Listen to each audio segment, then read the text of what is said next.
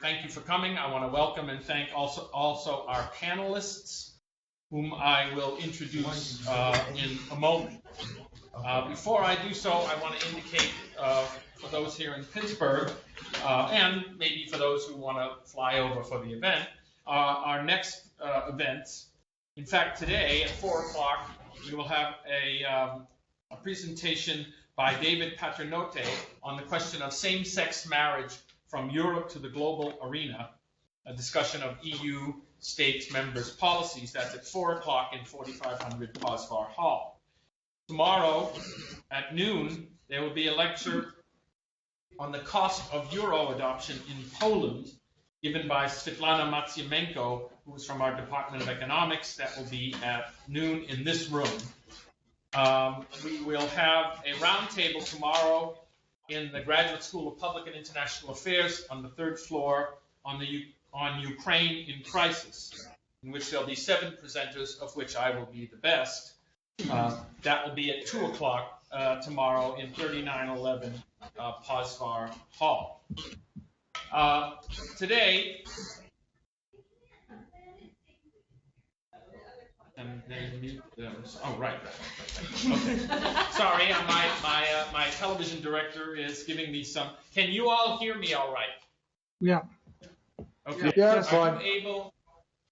Are you able to mute yourselves, or do you need us to do it? I only mention that because sometimes it can be distracting if there are other noises. I can, but to remember to do it will be something of an effort. Okay, yeah. Can you hear me? Don't worry about it. We'll take care of it. Okay. We will take care of it. Today we will consider a challenge to Europe and to the some of the states in Europe, which comes from sources which are not new, although the form may be new. Both Europe and the European Union currently face a stupefying range of challenges, some of which are also old. For example, what we've seen in Ukraine and Crimea coming from Russia. We have seen an obsession for the last 2 years, or even longer, with austerity politics. We have seen somewhat of a souring in the US-EU relationships based on especially the spying scandal revelations. We have seen a certain renationalization of politics going on across the EU, both in old and new members. And in a way, those have driven out a consideration of 2 challenges that we will talk about today. One which comes from within the United Kingdom, which is to say Scotland, and the other from England itself over the future of its participation in the European Union. Neither of these are new. In both cases, there are grievances and there have been responses aired before, but both are facing what you might call decision points in the future. The Scottish referendum will be 6 months from today, and in September of this year.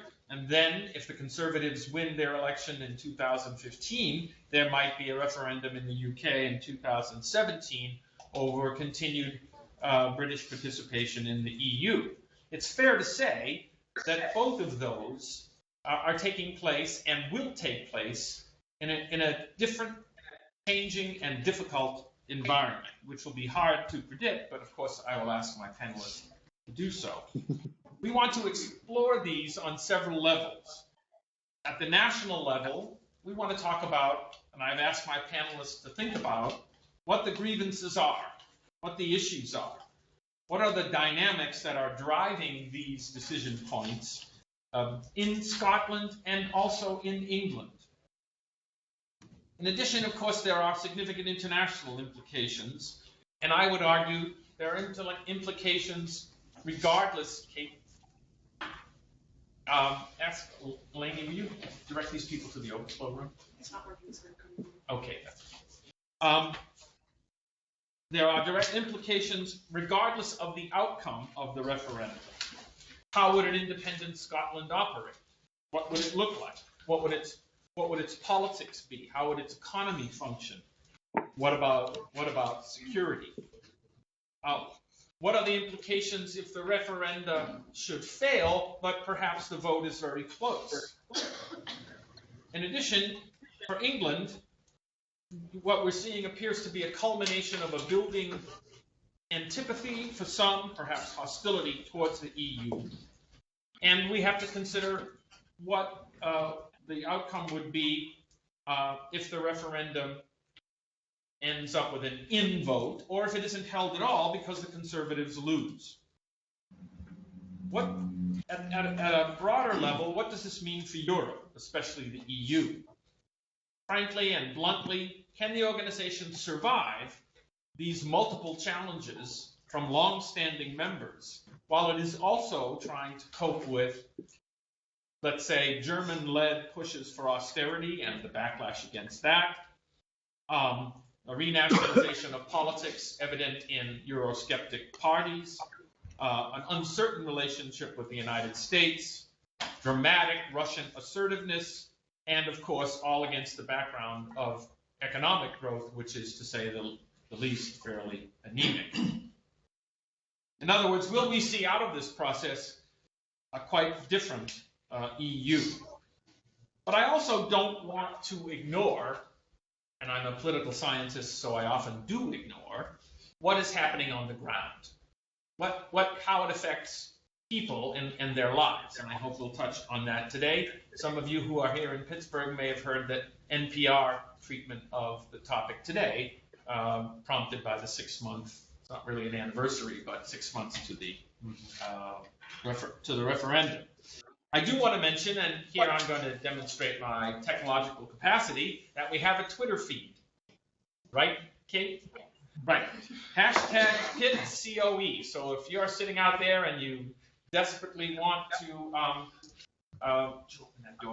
send us a question by virtue of a tweet, I'll take care of it and you won't even notice it. That's because I won't be able to do it.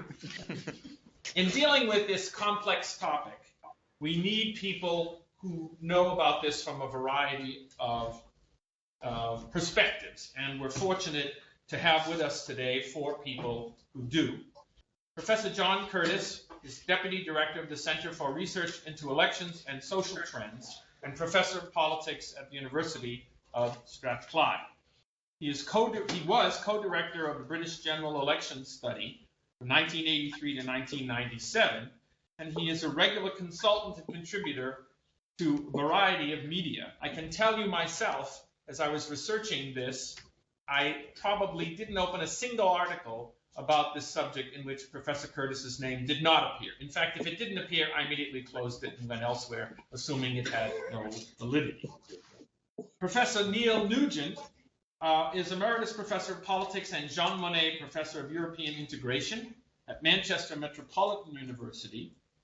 He is a longtime scholar on the politics and policies of the European Union, including a volume, Policies and Processes of the European Union, published in 2013, and numerous other volumes devoted to the European Union and its politics. He is so prolific and published in this field that in 2013, he was awarded the Lifetime Achievement Award by the University Association of Contemporary European Studies, UACES, for his contributions. I am happy to be able to add to our panel 2 of my colleagues from the Department of Anthropology. Professor Andrew Thorn is Andrew Mellon Professor of Anthropology and has done a wide variety of work in anthropology, both in a variety of geographic fields, including the Pacific and Asia, but also Ireland and Scotland, and also at a number of levels in terms of religion and ritual and food, and numerous areas. And most recently, I'm happy to say with the support of the European Union Center, we're looking at the reactions in Scotland to the impending referendum. He's joined by his colleague, Pamela Stewart, herself an accomplished anthropologist, also working on these areas in the Pacific and in Europe. And together, they have probably written more than I have read.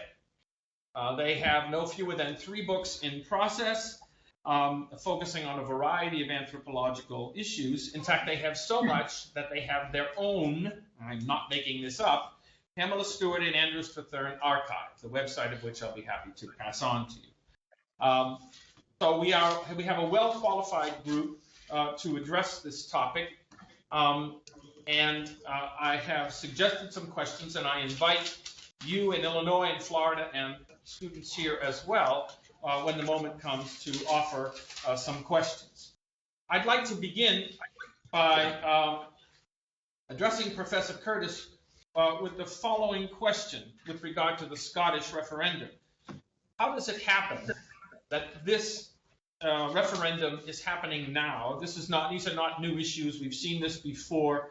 Is there something different about the recent period that has produced a referendum now? Yeah, well, as with all such questions, there are proximate causes and there are underlying causes. The proximate are prosaic, and indeed, if they might be regarded as funny if they weren't so serious. The proximate cause is the complete implosion of the campaign of the opposition Scottish Labour Party in the elections to the devolved Scottish Parliament in May 2011. The iconic event of which was that when Ian Gray, the then Scottish Labour leader, who was not only known as Gray by name but Gray by nature, was engaged in a media stunt on Glasgow Central Railway Station, which is the principal railway terminus in Glasgow. He was accosted by a very well-known left-wing activist in Scotland. And in rather typical New Labour fashion, his minders concerned that there should not be pictures and television cameras wearing of him being accosted by and arguing with this activist, immediately hustled him out of the station into the front door of a Subway sandwich shop and then got him out of the back door. Now, if you bear in mind that the Labour's principal message in this election campaign was that now that those nasty Conservatives are back in power in London, you now need Labour in power in Edinburgh in order to defend Scotland against them. Well, shall we say, a man who seemed incapable of dealing with a rather left-wing, well-known left-wing Labour left-wing activist did not immediately advertise himself as the person best able to defend Scotland against a Conservative government. So that's but a story that illustrates for other reasons that basically during the first half of April 2011 there was a collapse of confidence in the Scottish Labour Party's ability to govern. The Scottish National Party, which had been running minority governments since May 2007, was widely thought to have done a good job, and basically the electorate moved quite dramatically in the SNP's direction. Not, however, because there was any increase in support for independence, but simply because they were reckoned to provide Scotland with more effective government. Now, that's the proximate story. Now, behind that, there is a structural story. And the structural story, of course, is the fact that since 1999, Scotland has had her own devolved government, and a devolved government which is voted for through separate devolved elections for the Scottish Parliament. And one of the things that we rapidly discovered, though in truth acquaintance with the international comparative literature should not have surprised us, that this is what was going to happen, is that people from the beginning, from as early as the 1999 Scottish Parliament election, were much more willing to vote for the Scottish National Party in elections to the Scottish Parliament than they had hitherto been in elections to the Westminster Parliament. And opinion polls ever since asked the same people at the same point in time, who would you vote for in a Scottish Parliament election tomorrow? Who would you vote for in an election to the UK House of Commons? And SNP support is always much higher. So the truth is, therefore, in creating a Scottish-specific elected institution, we created an environment in which the SNP was better able to prosper, because the truth is, ask people a Scottish question, who can best govern Scotland? You get a Scottish answer. Ask them a British question, who can govern Britain as a whole? You get a different answer. The second thing, of course, you have to bear in mind is that then those elections to the Scottish Parliament are conducted by a system of proportional representation rather than by first past the post, and that therefore, as a result, the disadvantage that the SNP otherwise face from the fact that their electoral support is rather evenly spread across Scotland was nullified, and they became, in 1999, for the first time in their history, a significant parliamentary party. Not only that, but they became a significant parliamentary party in which, in effect, to use a cricketing analogy, and I'm sorry, I'm on this side of the Atlantic, their first 11, all of their senior politicians and political actors, some of whom were in the House of Commons, but many of whom were not, got into the Scottish Parliament and formed the Scottish SNP's front bench. In contrast, the Labour Party, as it was in power before 1999, all of its and dominated Scottish politics at Westminster, they had all of their significant players already in power at Westminster. Only one or two of them decided to fight for the Scottish Parliament, including Donald Dewar, the first Minister, however, sadly died just 12 months later. And as a result of that, and one or two other accidents, the Labour Party, rather early on, found itself being politicians who, before 1999, had no parliamentary experience, and who, in truth, are Labour's second 11. Now, whether you like cricket or gridiron, I think everybody understands that, other things being equal, a first 11 tends to defeat a second 11, and that in fact the SNP, certainly from 2007 onwards, have been regarded as better able to provide Scotland with effective devolved government. Ergo, people vote for it. Why then we end up with a referendum? Well, in 2011, the SNP get an overall majority, they're for the first time in a position to try and get legislation through the Scottish Parliament. There were then doubts about whether or not the Scottish Parliament on its own had the legal authority to hold such a referendum, but very, very rapidly, however, that it accepted at least the moral right of the SNP, having won an overall majority, to hold a referendum. Why did they do that? Frankly, because they think. Professor Curtis, I think your transmission is breaking up. It's coming and going. I'm going to come back to you. Professor Nugent, let me come back to the question. We've heard Professor Curtis talk about the politics of it, and I wonder if you might address the question of underlying issues that especially for Americans who recognize that Scotland is very wealthy compared to most of the world, that the Union has existed for 300 years. What could possibly drive these apart? I wonder if you might address that. Okay. If I can just add one thing to what Professor Curtis was saying. I agree, obviously, with everything he said. I don't think he quite mentioned business about the final date. He was breaking up on my line as well, by the way. Of course, as Professor Curtis said, this SNP have been in power since 2011, could have held the referendum much earlier. They've pushed it back as far as they possibly could because of the public opinion polls. They've been hoping all the way through that there'd be a significant upturn. And now really they've pretty much got to do it because the term of office is coming to an end. And the chances are, for the reason Professor Curtis has explained, not least the proportional representation system now, the chances are that they will not get an overall majority again. Possible, but chances are they will not. With regard to the broader issues, I think some of these are now beginning to come home to roost. As Professor Curtis, well, we know that the public opinion polls have shown fairly consistently that there's not been majority support for independence, and that the chances are that the referendum would be lost. as it's begun to get nearer and nearer the time, and there's been this slight closing of the polls, although Professor Curtis knows far more about polling issues than me, the temperature is beginning to be turned significantly up. And clearly the British government and others have got concerned about it. Until very recently, there was really not very much coming out of London and coming out of Westminster.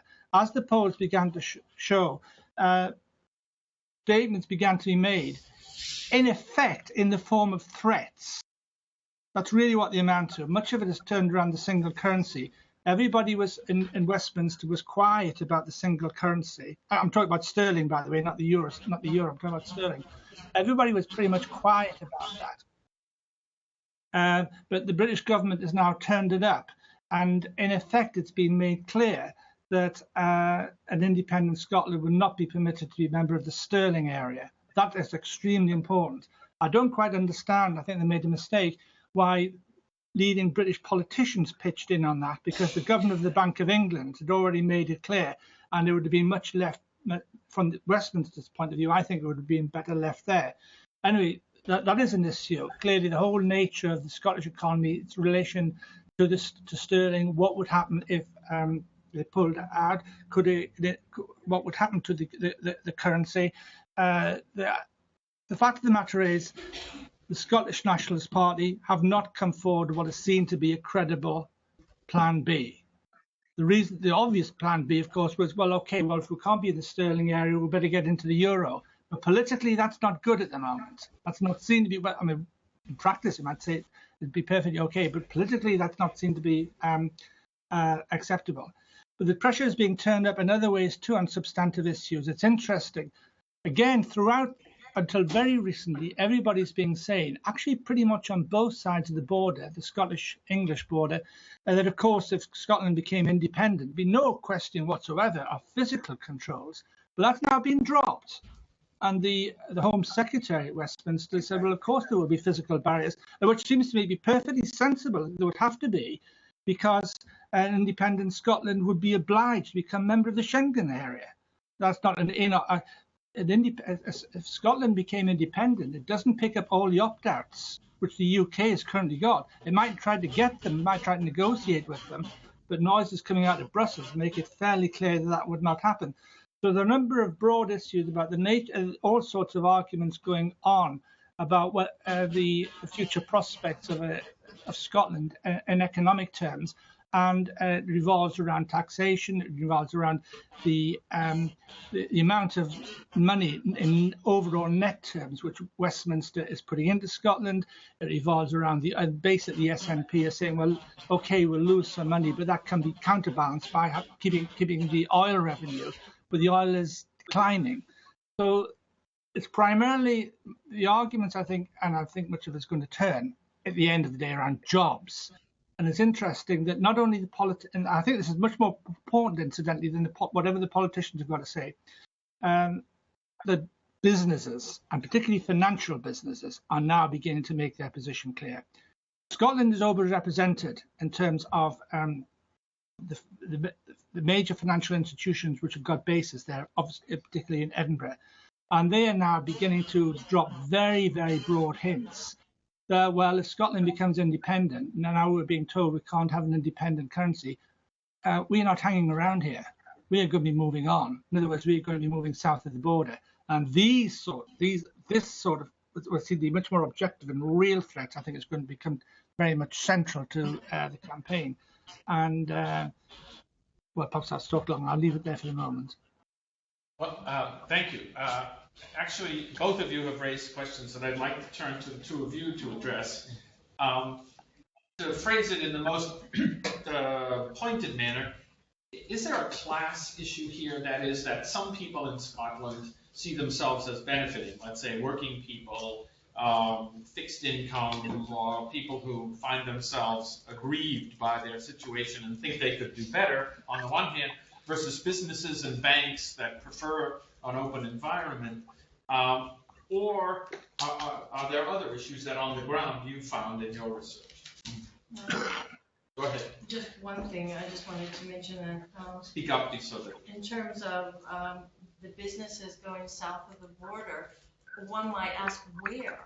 Is there really a place for them to go? And we have heard this from people that are concerned that businesses are leaving and going to go south of the border, but where are they going to go? Is there actually a place that they're going to go and find a welcome? Because it's very competitive south of the border as well. So some of these sorts of ways of turning this on its head, instead of just looking at Scotland, looking at what this means to England, I think might help us understand a little bit about some of the worries and concerns. And in terms of the sterling, what would it mean if Scotland wasn't on the sterling as well, or England?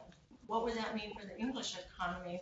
And I think that's a question we might want to look at and think about in the inverse. What was it?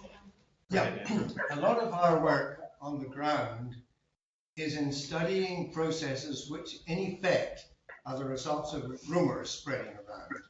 In particular, it has been mentioned that a whole barrage of rumour was set about by Westminster-based government, absolutely and definitely to discourage any attempt of people to make the vote for independence in Scotland succeed. So we're looking at a political process here which is founded on the circulation of rumour and gossip amongst people, and at the local and popular level this has an enormous effect, regardless of whether there is an objective basis for it or not. This is what we see all the time. This was quite shrewdly, I think, estimated by the authorities in Westminster, including George Osborne, David Cameron and others, when they threw out these kinds of threats, particularly about the financial situation, the banking situation, the business situation. These in themselves influence the opinions of people in business. So there's very little objective information going around, and there is a huge confusion stirred up all the time, which actually I think goes beyond enduring and important class barriers, which are also in effect there.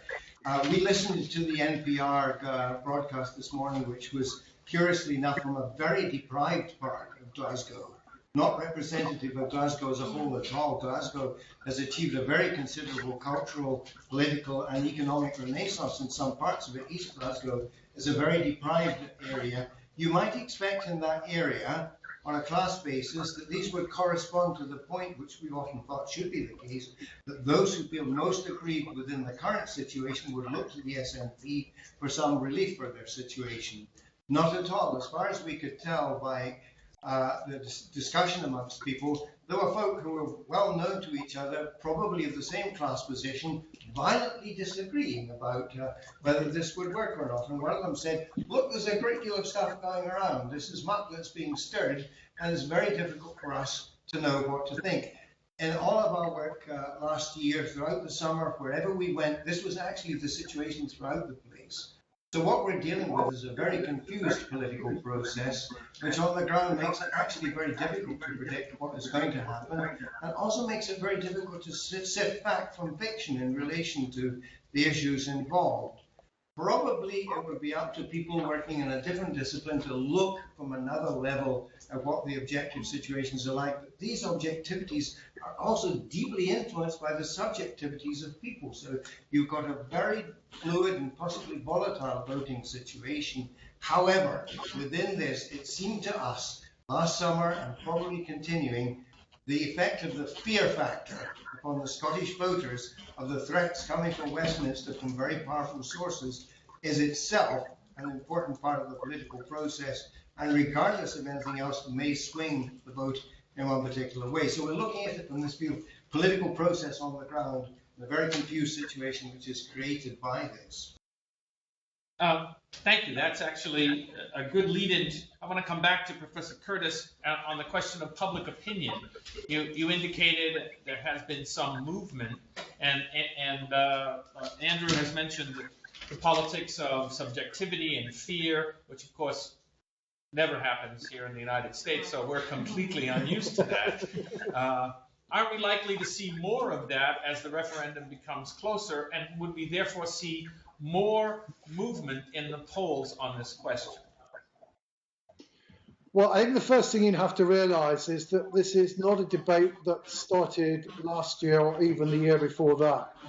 This is in effect a debate that started in the late 1960s, early 1970s, when the Scottish National Party first became a substantial political player in Scotland, and managed to get around 11 MPs at Westminster. Given that it shouldn't, and given that also, and this is a word that's not been mentioned so far, so we should mention it, given also that this is a debate that in part is rooted in, and indeed in truth only arises because of a distinctive sense of national identity, around a quarter to a third of people in Scotland say that they are Scottish and deny that they are British, and some of those at least take the simple nationalist argument that I am a Scot, Scotland is a nation, therefore we should be a state. And that, in a sense, is the simplest and most basic of the arguments. Given that's the case, you shouldn't be surprised that, in fact, it's not that clear that public opinion in Scotland is that volatile on this issue. Certainly, according to the opinion polls, only around 15% of people are undecided about what they would do if the referendum were to be held now. There's about another 20% or so of people who admit that they might change their minds, but they've got a pretty good idea of what they were going to do. So in other words, probably somewhere between 3/5 and 2/3 of the vote is already spoken for, and that the campaign, long as it is probably only fighting over around the votes of at most around 1 in 3 voters, and even amongst them, quite a few of them already have an idea of what they can do. And indeed, therefore, the truth is that the big story of the opinion polls has been remarkable stability, at least across time. Let me jump in with a question here. And it struck me when I read the polls that there was what I would consider a rather large number of undecideds in double digits. We are used to seeing polls in which the undecideds are 6 or 7%. We've seen them as high as 19% in the polls. Yeah. If that were the case, and these people ultimately do vote or reveal their true preferences, that could swing the results, couldn't it? Yes, it could, but I will say to you that my point of comparison are the polls that were done in the UK only 2 or 3 months in advance of the referendum we had in 2011 on whether or not the House of Commons should be elected by what you know as a runoff system, and is known here as an alternative vote, as opposed to single-member plurality. We were getting polls with as many as a third of people at that stage saying they didn't know how they were going to vote. And in truth, certainly by the standards of British polling, 15% undecided is not particularly high. And indeed, I mean, if you just look at most of those polls that have around 15% undecided, you will see that in most of them, the no vote is not that far short of 50%. The yes vote somewhere between 30 and 40, and that therefore, in truth, the undecideds are only going to swing up on their own if they all frankly go in one direction, and we just know that doesn't happen in any kind of realistic scenario in any kind of campaign. Right. Go ahead. Do you have any breakdown to know how many of the voters would actually self-identify as Scottish, English, or British? Because we find this to be very important in how people think about the upcoming referendum. Oh, sure. Yeah, you're absolutely right. Virtually nobody in Scotland thinks of themselves as being English. If we use the Moreno question, and you'll see the data on my website, whatscotlandthinks.org, but roughly speaking, around 25% or so of people say they are Scottish and not British. About 30% will say they are more Scottish than British, and a not dissimilar figure will say they are equally Scottish and British. There are then only around 10% of people who say that they are either more British than Scottish or are only British and not Scottish. So it's a very skewed distribution. And in truth, if this referendum was simply about people's sense of Scottish identity, it would have long been all over. Indeed, Scotland would have long left the Union, because around 2/3 of people in Scotland feel very strongly Scottish, only at most a third of people in Scotland feel very strongly British. And in fact, in many respects, this referendum is therefore, it's not about how Scottish Scotland is. Most people feel Scottish. It's a question of whether or not they still have a sufficient residual sense of British identity. That means they therefore wish to remain in the United Kingdom rather than become an independent state. So yes, identity is the framework around which this referendum is taking place. However, given that most people in Scotland do have a dual sense of identity, that is therefore one of the reasons why all these instrumental arguments about the economic consequences, etc., are having the play that they are, because for lots of people, their sense of identity may provide the framework within which they're deciding the decision, but it isn't necessarily sufficient to determine exactly in which direction they go. Well, we know that Hold there's on, one second. We're getting substantial feedback, so be sure that when you are not talking, to hit the mute button or lower the sound, because we're hearing it all back here. But let me turn to you, Andrew, as well. Well, I just wanted to mention there's a certain percentage of people that identify as English in Scotland that will be able to vote, that have moved there, they're retirees, or they work there, or they're in the educational system. We know at the universities, a lot of people have come up from England and they self-identify as English, not even British particularly, but as English, and not at all as Scottish, and they will have the vote, whereas the Scottish folks that are down across the border will not have the opportunity to vote. And that's something also to think about in terms of identity and thinking about the whole UK in this discussion and not just focusing solely on Scotland. Yeah, but what you the term just Hold on, Professor Curtis, let Andrew say. Yes, just to say a little bit more about that. We're interested, the polls don't even mention the question of English-based identity. There's this ambiguous broad category of British, which covers all sorts of things.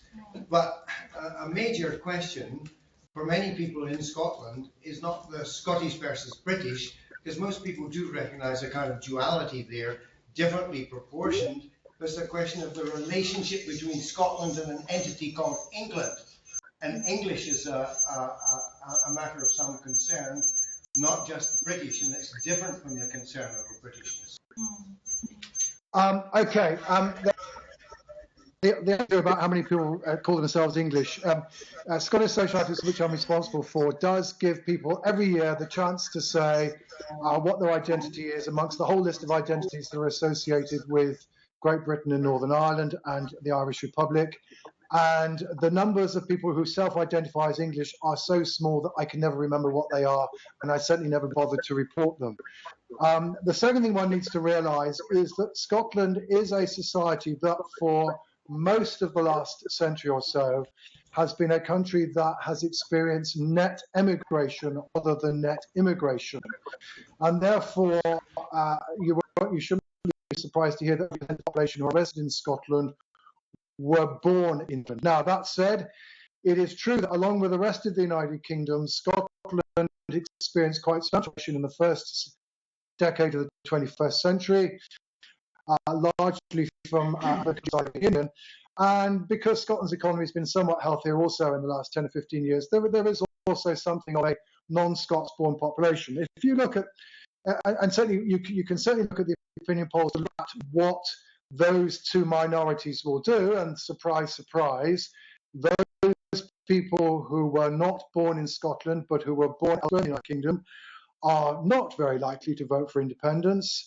Those people who were born outside the United Kingdom but who are European Union citizens and who will therefore also have the right to vote in this referendum are rather more likely to vote in favour of independence, but both groups are less keen on the idea than those who were born in the country. Professor Nugent, I want to return to some of the issues you touched on about how an independent Scotland would actually work. Would they have sole access to offshore resources? Would they have to raise their own armed forces, establish their own tax policy, civil service?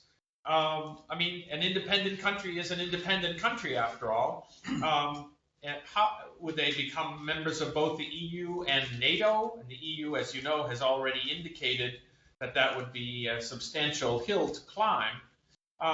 What would this look like? Well, the short answer is we don't fully know. That's one of the great uncertainties. And what's more, the British government is certainly in the referendum going to be letting that know. Do you know what you're letting yourselves in for? Because we don't. But then there's going to be the clear implications. But you're letting yourself in for big, big trouble. And you're letting yourself in, for example, for a substantial decline in the size of your national economy. Because we've, in other words, a lot of money, I don't know the exact figures, but in net terms, Scotland is a beneficiary from the UK budget. So there's all that. And of course, yes, taxation, welfare, education, that all has to be sorted out. Foreign policy, all that has to be sorted out. But of course, a big problem which Scotland is going to have is that it's going to be trying to do two things at the same time. It's going to be, on the one hand, negotiating the nature of the, I'm assuming the vote is yes. Let's assume the vote is yes. Scotland will have two major challenges on at the same time. On the one hand, it will be trying to negotiate the terms of disassociation from the rest of the UK, which will be very, very complicated. All sorts of issues already been raised, not least, what do you do about the national debt? Who's going to pick up and what proportion of that? So it'll be negotiating those. But at the same time, and the Scottish government has said, well, we think we can get that done in 18 months. That seems to me to be absolutely crackpot, to be honest. I mean, just so complicated, so many different aspects of it. That just seems to be crazed. Nonetheless, that's their public position. But they're simultaneously, at the same time, they're simultaneously going to be trying to join the European Union, because on the day that they leave, as it were, the UK, they want to become an independent member of the European Union. If the date which they have in mind for trying to end, as it were, the relationship with the UK seems to be overambitious, the one for trying to become a full European Union member state within the same time period is just completely off the radar. It really is. It makes no sense at all. And people in Brussels, not least the president of the Commission, are making that clear, because it wouldn't just be a matter of Scotland picking up, as it were, the equivalent terms which the UK as a whole have. Scotland's not going to be treated as because you're going to start. President Barroso has made it clear that you will be a new applicant. We're not just going to, as it were, divide you up, and you're going to be a new applicant.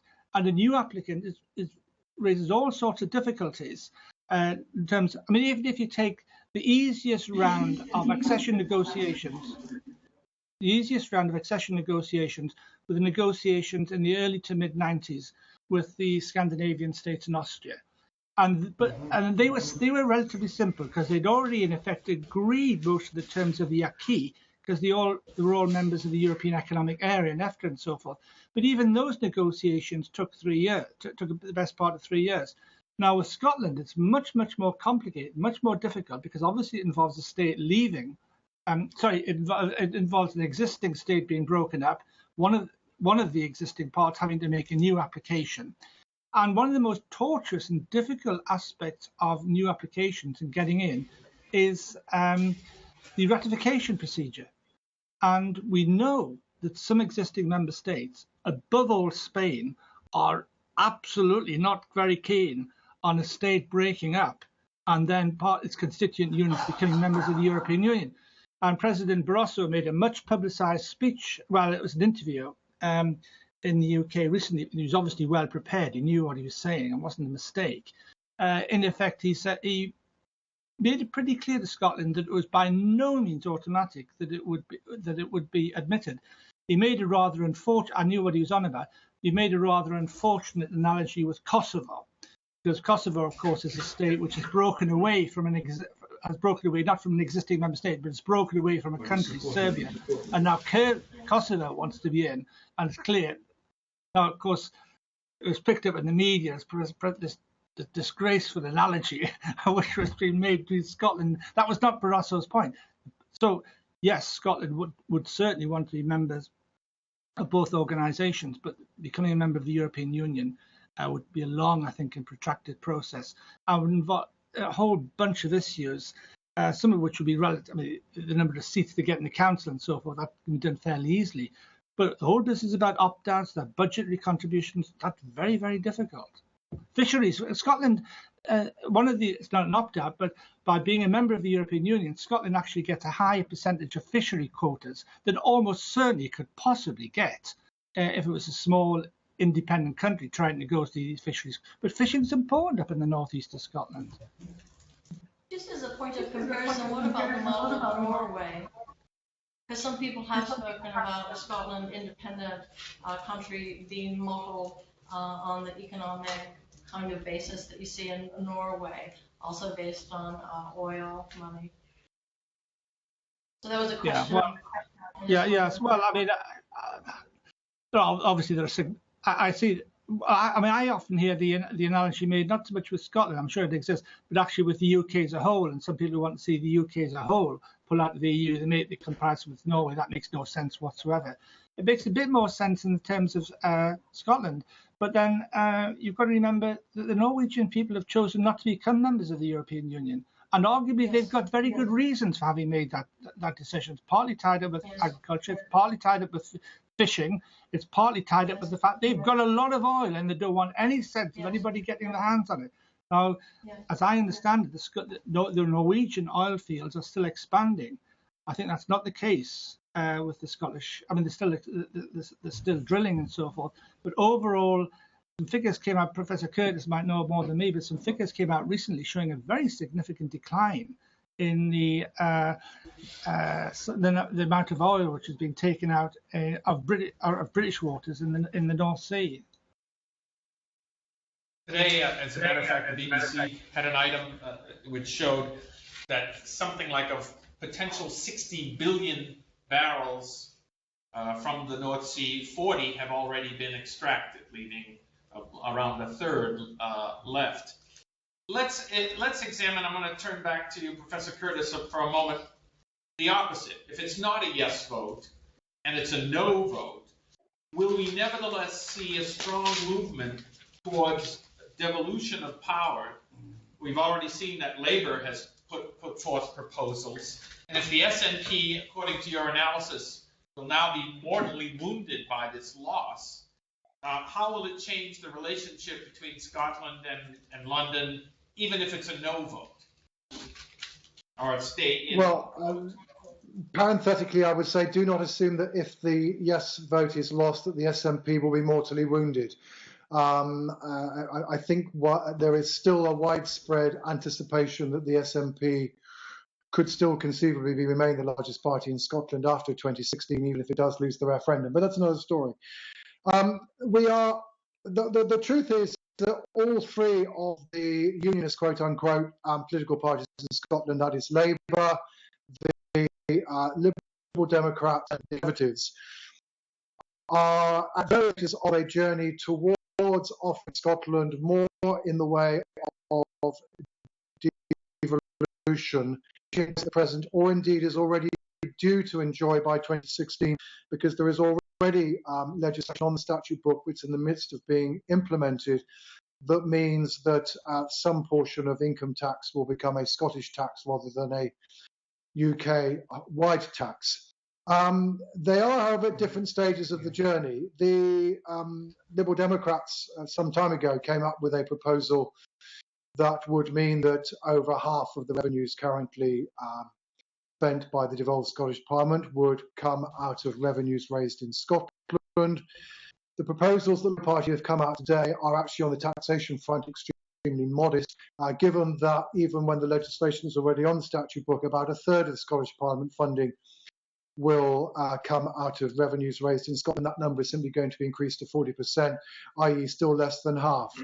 We're waiting for the Conservatives to come up with their proposals. They did not unveil them at their party conference of the weekend, but we're pretty clear that both the Prime Minister David Cameron and the Scottish Conservative leader Ruth Davidson is in favour of certainly introducing the devolution of taxpayers, probably almost undoubtedly income tax, but we await to see the details. Now, The trouble is that it's not. It looks pretty likely that all the three parties will not necessarily agree as to exactly what they want to have. The Labour Party is certainly, if you read today's document, extremely reluctant to go too far down either the devolution of taxation or the devolution of welfare benefits.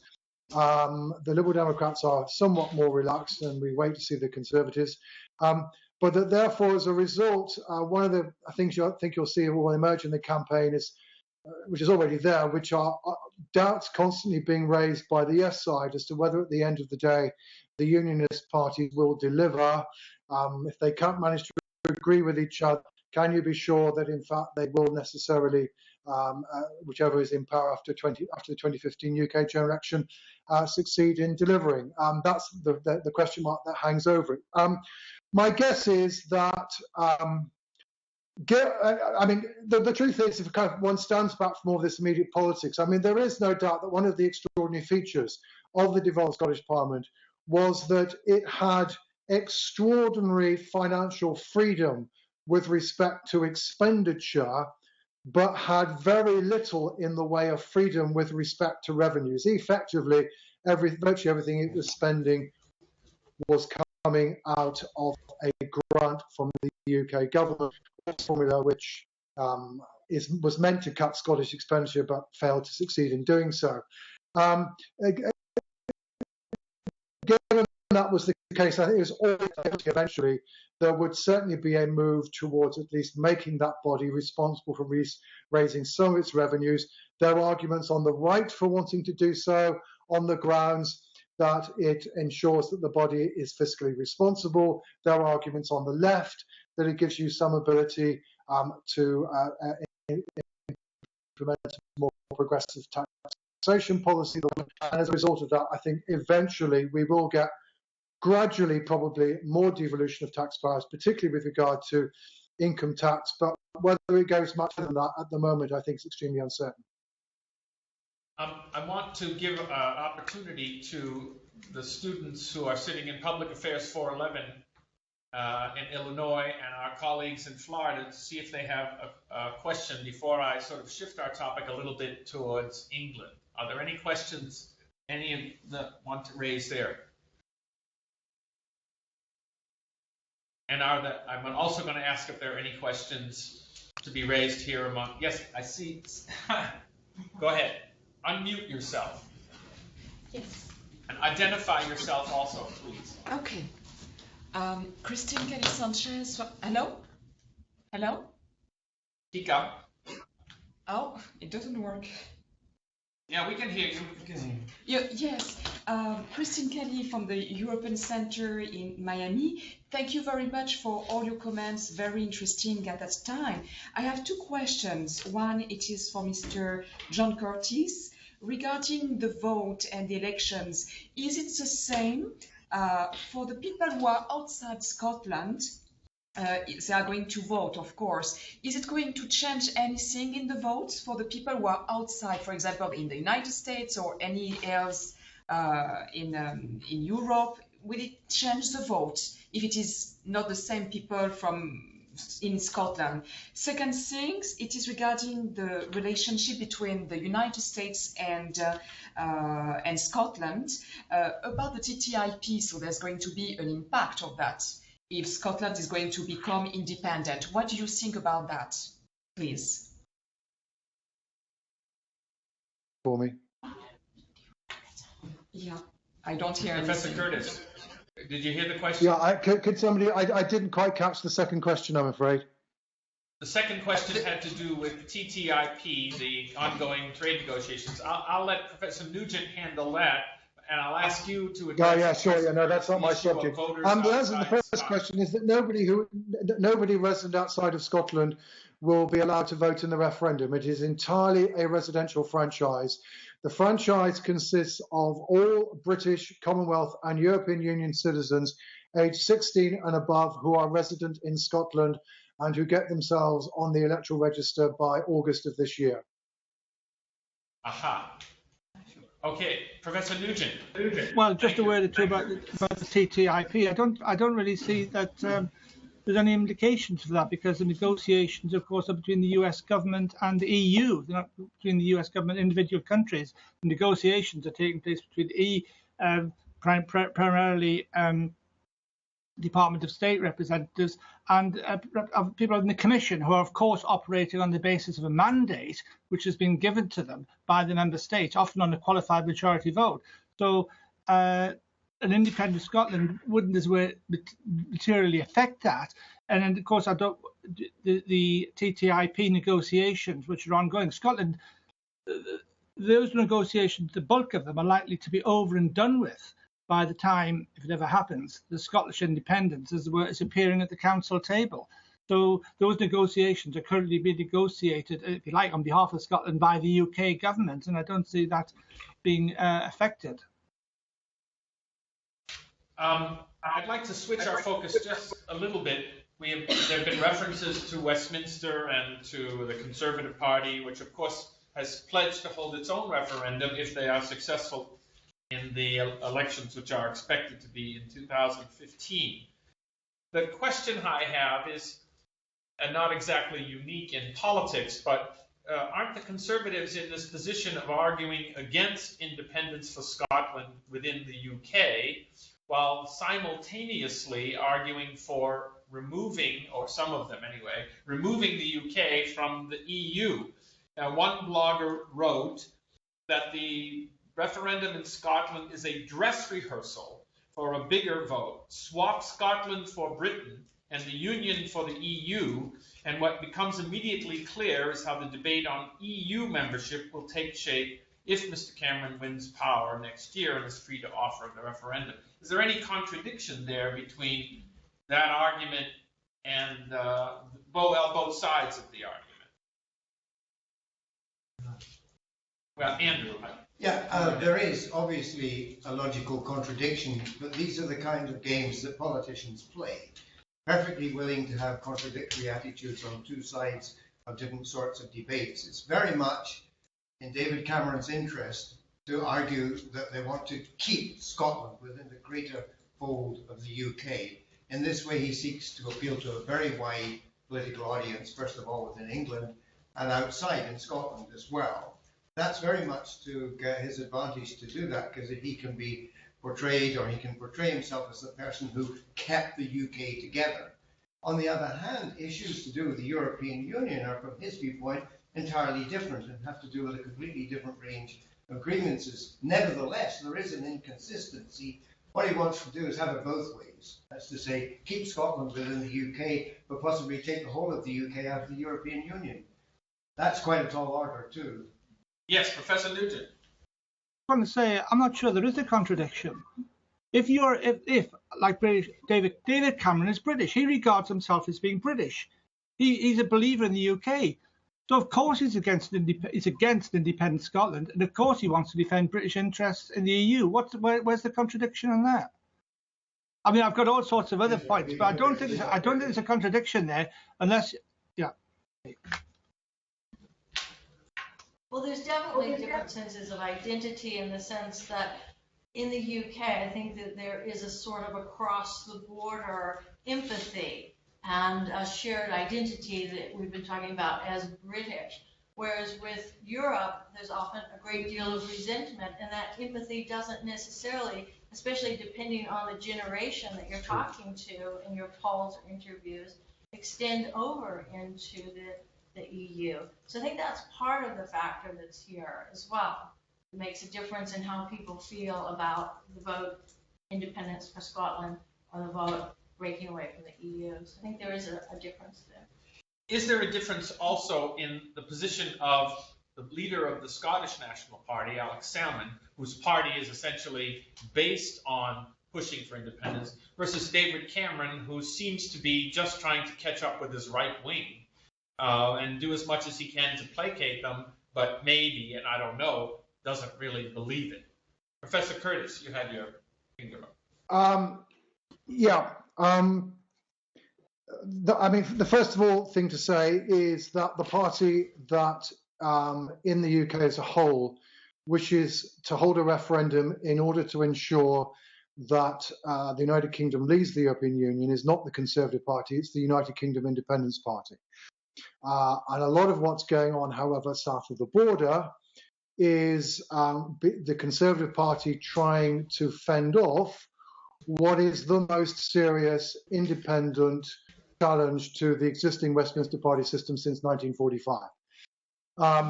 However, it's not actually even the support for UKIP necessarily particularly anything to do with Europe at the moment. It's primarily driven by concerns about immigration. And of course, the fact that the United Kingdom experienced very high levels of immigration in the first decade of the 21st century, particularly from the European Union, because we opened our doors to Central and Eastern Europe along with Sweden and one or two other places much earlier than everywhere else. And as a result, the policy of movement across the European Union has come under significant challenge. And the brutal truth is that the only way any British government can control immigration is the European Union, and that's what's driving UKIP's position. In contrast, the SNP are holding a referendum on their raison d'etre, and to that extent, at least, yes, absolutely. Their referendum is not a tactical ploy. It's a referendum where their position is very clear. I mean, David Cameron's aim with his tactical ploy is not to get the UK outside the European Union. His tactical ploy is to promise negotiations that will ensure that he will come back in much the same manner as Howard Wilson did in 1975 and say, I have renegotiated our relationship, it's fine, it's okay, now please vote yes, in which case the United Kingdom will very happily vote yes. So undoubtedly, that's very, very different. One's a tactical ploy in response to an electoral challenge, the other is something believable. I mean, in a sense, the nearest equivalent north of the border in terms of the tactical ploy is arguably what's going on in the way of more devolution amongst the unionist parties. That's their tactical ploy to fend off the challenge of separation, as they would call it, from nationalists. Just to come back to your earlier discussion, I mean, there is both a contradiction and there is a consistency. The consistency is this.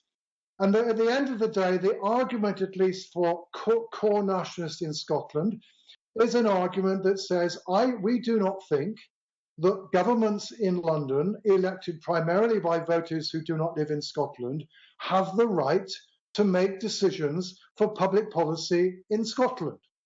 Equally, the argument inside UKIP and a section of the Conservative Party is that we do not believe that a government, as they see it, or a commission in Brussels, over which we do not have full and complete and absolute control, has the right to make public policy inside the United Kingdom. This is to do with people's conceptions of legitimacy, which are rooted in conceptions of identity. Whatever, of course, is true, and then those people who are ardent unionists vis-a-vis Scotland and who do not, want Scotland to leave the United Kingdom, are then indeed often ardent Eurosceptics when it comes to the position of Europe. So to that extent, at least, they look contradictory. But the truth is, as Neil was saying earlier, they're simply expressing a very strong British nationalism that wishes to loosen ties with one entity, but wishes to maintain ties with another. Scottish nationalists, of course, are very keen to loosen the ties with London, but then, of course, the SNP isn't very keen on loosening the ties with the rest of Europe because, of course, in part, again, thinking of some of the underlying issues here, probably the Scottish case is an example whereby one of the ironic consequences of globalization is that it makes it rather easier for nationalist parties trying to separate out small states, rather easier to argue their case, because they can still argue that they're going to remain within part of the wider economic entity, which is the foundation of their economic well-being. I don't want to cast this in apocalyptic terms, but building on what you have just concisely described as opposition to them deciding policy for us, are we seeing across the UK and Europe an end to the Europe project? Which is to say, people who no longer believe that the challenges facing society can best be met at the supranational level or cooperative level, but we're seeing a renationalization to which people think we're better off dealing with them at the local level, even though or maybe because of, rampant globalization? Or is that too apocalyptic? Professor Nugent. Well, I think one has to put this in a slightly longer perspective. The British have always been Eurosceptic, have always been deeply Eurosceptic. Throughout, I mean, there was a famous book written about Britain and the EU, and its title was An Awkward Partner. And I think in many ways that sort of captured the nature of the Britain's relationship. Britain, remember, was not a founding member. Britain went in late. Britain went in reluctantly. Britain went in because there seemed to be no other choice. But when it came to the actual fundamental choice, well, if we're going to lose jobs. People voted yes. And throughout the Eurobarometer polls, which is, a regular polls conducted by the Commission, the UK has always been in the lead. I mean, actually, temporarily, it's not in the lead now because Cyprus is in the lead for fairly obvious reasons in terms of Euroscepticism. But that's just a sort of skip, which I assume will settle down. So there's nothing very new. There's nothing very new about this, and one can try. And I've tried myself, and various other people have tried to explain this in terms of British identity was to go back to being an island, to not seeing itself part of the mainland, and all the rest of it. But and of course, in recent years, it's been bolstered, I think it's fair to say, by the popular image which is presented certainly by the printed media, which is very, very Eurosceptic. I think this has all come. I mean, I think actually, if a referendum in the UK is held, I'm almost certain that the vote will be to stay in. I'd be interested in what Professor Curtis has got to say about it. I'd be astonished if it went the other way, because all we ever hear in terms of the presentation of the arguments, all we ever hear is the anti-side, the negative side, how Brussels is running us. The positive side has really never been put. But if it was to come to, if that referendum is ever held, then first of all the leaders of all the major parties will be arguing very strongly in favour. As Professor Curtis says, what will happen is David Cameron will try to get some negotiations going. He certainly won't get an IGC, which is really what he'd like. He certainly won't get that. But he'll be given a few scraps. He'll go across, do some negotiations, and Merkel has already made it clear. Well, give you a little bit of social policy, maybe one or two little opt-outs. In other words, there'll be a few crumbs coming from the table. But he'll come back and present it as this great big meal, this huge victory, as Hannah Wilson did, this huge victory won. Our relations with the EU have been changed. We've got what we wanted, so we can stay in. Everything's fine. So we'll hear all that from the politicians. Cameron will come back claiming that. And then, of course, as it were, the non-politicians will then come in. There's a lot in the UK, not just throughout the UK, leaving aside the business about trade, with whatever it is, 60% of our trade being with the EU, there's a huge amount of foreign investment in the UK, not least, of course, from America, but also from the Far East.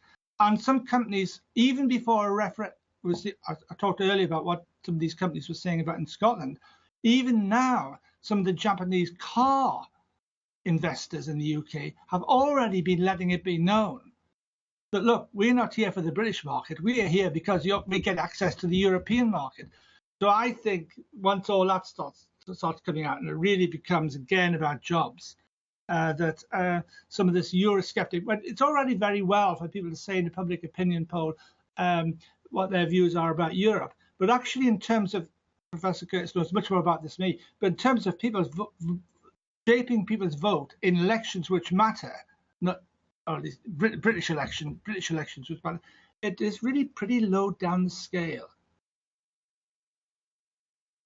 Curtis, now on the public opinion, I noticed that the polls on whether Britain should stay in or not had the British public in January at 33%, but in March at 41% favoring exit.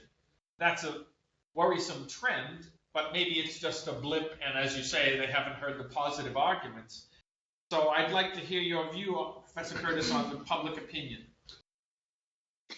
Can you yes, the first thing to realize is that there is something in irony about the current position, in that David Cameron, you'll remember, made his promise to hold a referendum back in January of last year. The consequence of that speech was to reduce support for leaving the European Union. I.e., once the prospect was opened up to the British public that maybe they could remain inside the European Union while being, to put it in a layman's language, without being bossed around quite so much by Brussels as they are at the moment, then opposition to the EU fell. Actually, and that some of that has been reversed, but we've still not actually gone back to the status quo ante. And in fact, the most recent opinion poll, which I saw, which was at the weekend, actually, rather surprisingly, actually had slightly more people saying they'd vote to stay in than to get out. All of that said, I think Neil is correct that if indeed David Cameron were to hold a referendum, that assuming he did indeed get at least enough scraps from the European table to be able to come back and say, it's fine, it's okay, I've now managed to negotiate this, this, and this. Given the Labour Party and the Democrats will also be campaigning to stay in, that a vote to stay in would be won quite easily. The crucial development, therefore, in terms of the United Kingdom's future membership of the European Union in the last week has been the announcement by Ed Miliband, the leader of the Labour Party, that he will not commit himself to holding a referendum on. He would only hold such a referendum should there be a substantial treaty renegotiation, given transfer of powers from the United Kingdom to Brussels. And he went on to say, by the way, I don't think that's not least because the UK is not involved in the various attempts to try and bolster the foundations underneath the Eurozone.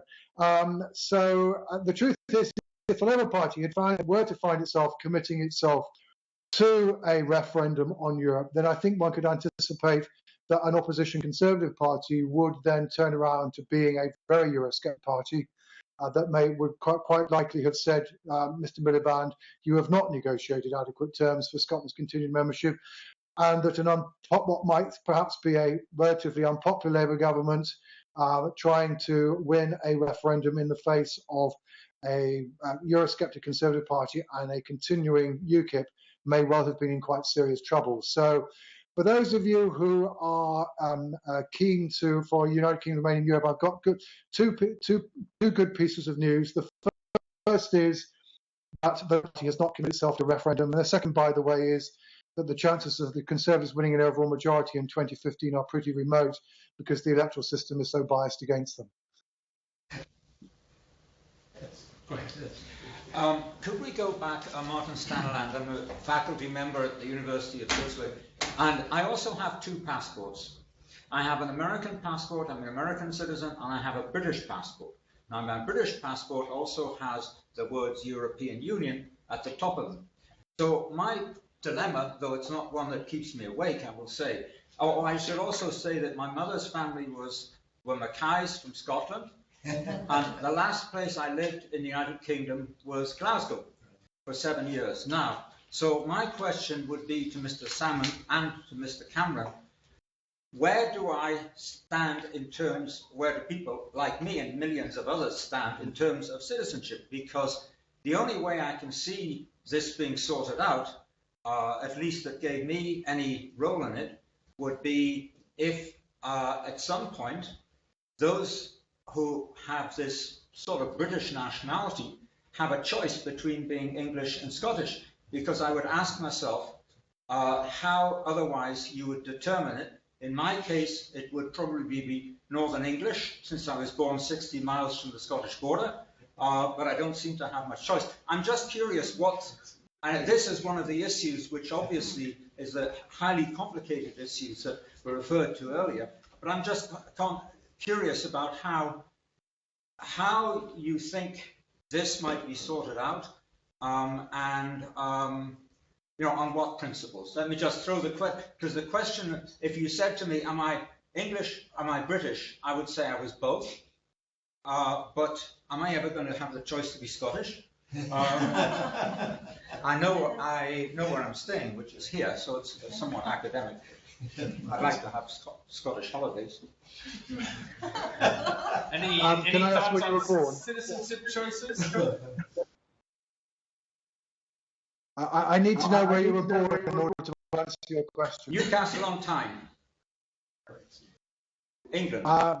Then I think you will find, if you read Scotland's Future, which is the Scottish Government's white paper, that you probably would not be eligible for Scottish citizenship. If I remember correctly, I mean, anybody who is a British citizen who is resident in Scotland as of Independence Day will be able to accept Scottish citizenship, as will anybody certainly who was born in Scotland. Now, I can't quite remember whether or not if your parents were born in Scotland, that might be sufficient. So forgive me.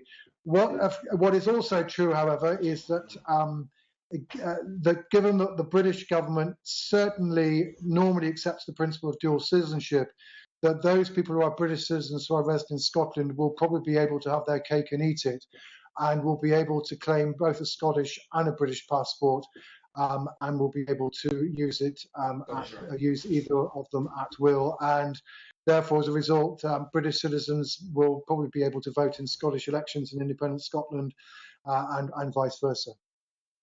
What about English citizenship? We're assuming that England remains with the dual identity of United Kingdom or Great Britain. Is that the position? I don't really care. Professor Nugent? Yeah, I see you. Well, Go ahead. Yeah, well, as somebody who was also born in Newcastle on Tyne, I think I can confirm that. I mean, there's been no question of anything other than British citizenship. I mean, I noticed that one or two references have been made in the discussion when we're talking about, as it were, non-Scotland to England, but we mustn't forget Wales and Northern Ireland too. So I've seen no discussion anywhere, and I see no reason why there should be any discussion anywhere of the nature of British citizenship in some way being further broken down into English, Welsh, and Northern Irish citizenship.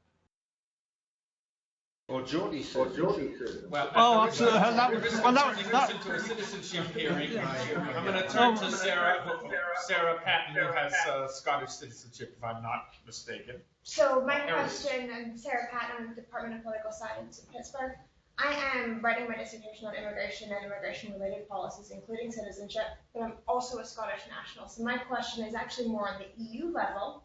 Those of us who've had this EU passport for however many years, who may or may not end up with Scottish citizenship, what is the likelihood, or how do you imagine the EU handling the supranational citizenship? Will they be, if Scotland were to leave and go through the succession process, what is the likelihood that we will retain EU citizenship, or will they, for lack of a better word, deprive existing EU citizens of that citizenship?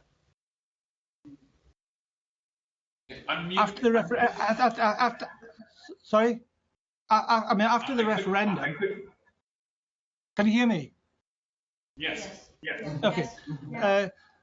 After the referendum is held, Scotland, of course, continues to be a member, in effect, a member of the UK until presumably sometime in 2018, is where the formal rift takes place. And at that point, I assume whether you, having Scottish citizenship, would also have EU citizenship, would depend on what I think is a very unlikely situation of, in those 18 months, Scotland having agreed terms of membership and everything having been ratified within 18 months. I don't think that's going to happen. So I think that it is quite perfectly possible that if this, incidentally, the point I didn't make before when I was talking about, because you're going to have these two very, very, very complex and enormous sets of negotiations going, if the vote is yes, going on at the same time. Yet you've got a very small public administration in Scotland. How are these guys going to be able to handle it? Seems to me almost inconceivable. So these time periods are really, I think, just not on.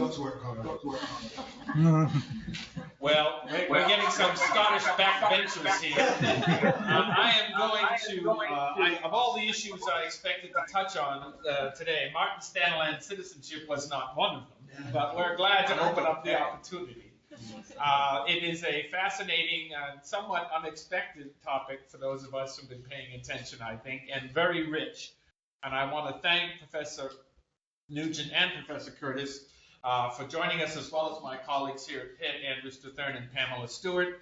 I want to thank our friends at Florida and at Illinois for joining us as well. I want to be sure and thank the technical people who make this wizardry possible, including Kate Bowersox, our substitute wizard here at the center. And I thank all the students for coming. We are recording this, right, Kate? And it will be up on our website sometime soon, whereas you, like President Barroso, can deny that you meant what you said. Thank you all for participating. We'll see you soon. Okay. Bye.